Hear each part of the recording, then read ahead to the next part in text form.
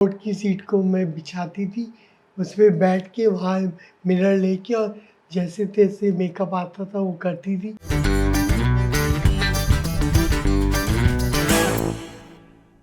बॉबी, ये सच है कि इनिशियल डेज में जब स्ट्रगल आप कर रहे थे और इतनी इनकम नहीं थी, तब आप एक बार डांसर भी बने थे? हाँ, ये क्या हुआ जब बैंक में जॉब करने लगी, मेरा जॉब था रीजनल ऑफिस के अंदर। ओके। तो मैं दहीसर पहले रुकी अंधेरी इसमें, फिर मुझे वो महँगा लगा कि 1500 रुपये किराया दे दूँगी, तो खाऊँगी क्या? ट्रांसपोर्टेशन कैसे करूँगी? तो फिर मेरे मामा के एक फ्रेंड थे, उन्होंने दहीसर में एक फ्लैट लिया हुआ था रेंट पे।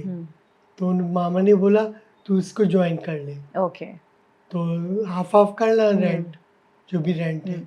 पर दहीसर से चर्चगेट जाने में जो मेरी वाट लगती थी लोकल ट्रेन के अंदर, सारे कपड़े आयरन करके पहनो तो सब कचर-पिचर हो जाते थे।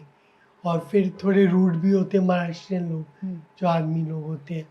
तो मतलब मुझे बहुत अनकंफर्टेबल लगता था। मुझे लगता था ये जर्नी कब ख़त्म होगी? अच्छा। नेवर एंडिंग थी, हाँ। क्योंकि बैंक में जॉब 10:30 से पहले पहुंचना पड़ता था।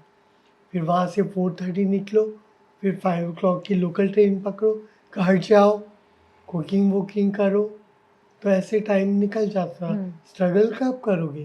तब मुझे लगने लगा कुछ तो करना पड़ेगा, स्ट्रगल करना है तो इनकम को बढ़ाना पड़ेगा। तो क्या कर सकती हूँ? डांस का मुझे शौक था। अच्छा। तो जब मैं पीएमजीपी कॉलोनी में रहती थी, वहाँ पे मेरे ही फ्लोर पे 2 बाहर की डांसर्स रहती थी। अच्छा। वो थी हिमाचल से। तो मैंने उनको बोला, "आप ये इतनी चमकी-चमकी कपड़े पहन के कहाँ जाते हो?" बोलती, "हम बार में डांस करते हैं।" मैंने बोला, "डांस तो मुझे भी आता है।" तो बोलती, "तुम भी आ सकते हो बार में, हम मिलवा देंगे अपने अंदाज़ से।" जैसे चांदनी बार में दिखाया गया था।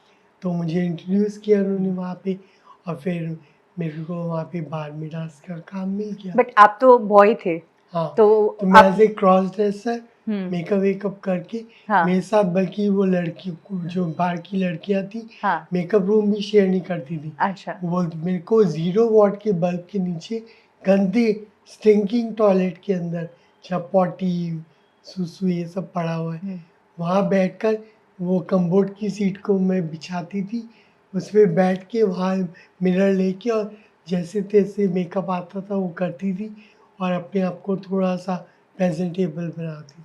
और कितनी सैलरी मिलती थी आपको? सैलरी नहीं थी वहाँ। जो टिप मिलती थी? जो टिप आएगा, जो पैसा उड़ेगा, उसमें 70 उनका या 60 उनका, 40 आपका। अलग-अलग बार में डांस किया फिर मैंने। वापस कभी गए नहीं वहाँ पे? नहीं, हाँ गई हूँ देखने। गए हो? अपने फ्रेंड्स को लेके, हाँ। मेरे एक्टर फ्रेंड्स थे, उनका नाम भी किस नहीं एरिया है। में था मुंबई में? खारदाना। ओके।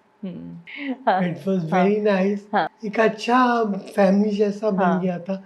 पर लड़कियाँ शुरू में अनकंफर्टेबल थी मेरे साथ। हाँ। मेरे कस्टमर के सामने डांस नहीं करना।